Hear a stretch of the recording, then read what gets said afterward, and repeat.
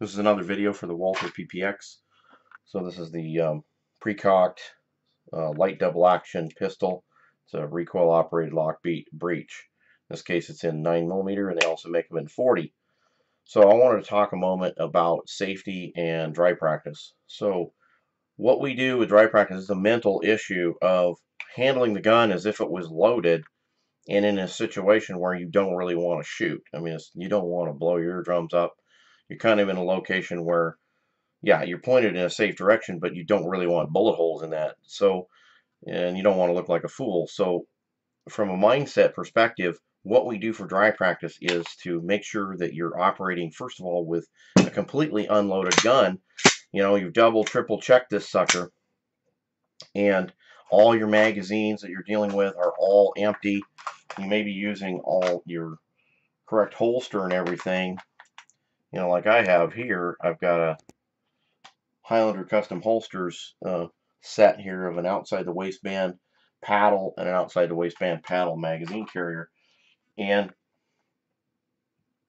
I have to have everything unloaded. So I go to a room to do this, and I'm basically mentally and maybe even audibly telling myself I'm going to start dry practicing now. And it's kind of important to do that mentally and maybe even audibly. A lot of people, it does something good for them audibly. You're in a place where you have no ammunition. You're in a place where you have said, I'm going to dry practice. So you do your dry practice, and then when you're done, you need to then declare yourself done. I'm done dry practicing. Maybe you're putting your gun back into service because you carry it every day.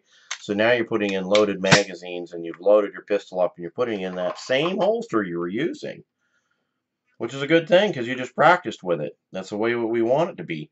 But now it's loaded, so you're telling yourself, now I'm not dry practicing. When I pull that gun next time, it's loaded. It's not unloaded. And I'm not in my dry practice area. I'm elsewhere from my dry practice area, so you're creating like a line of demarcation between carry and practice.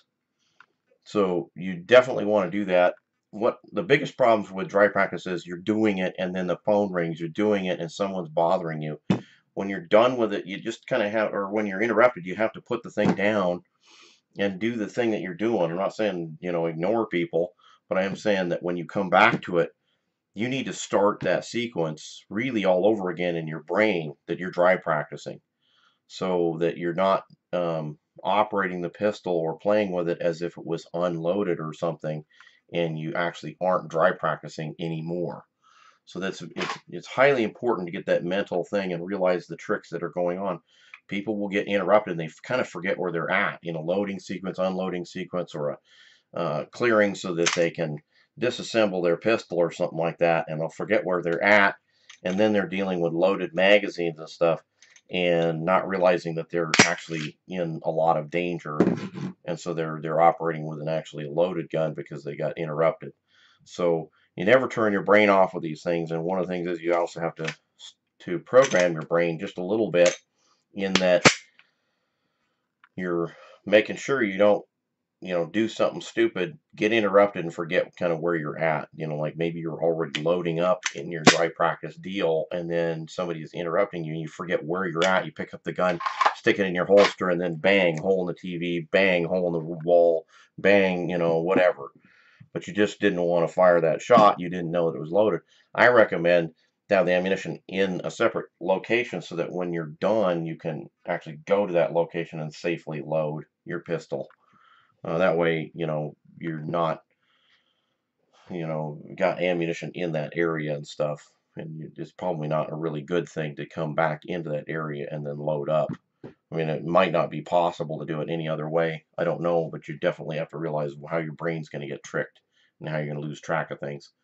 So never turn your brain off in the dry practice deal. It tends to be the cause of accidents and possibly death and destruction. But you know, you should never be pointing that gun in a direction that was, even when it's unloaded, where you basically, life and safety, wouldn't want to be pointing it when it was loaded or shooting it. So that's what I have to say about dry practice and keeping ammunition and keeping your head on your shoulders.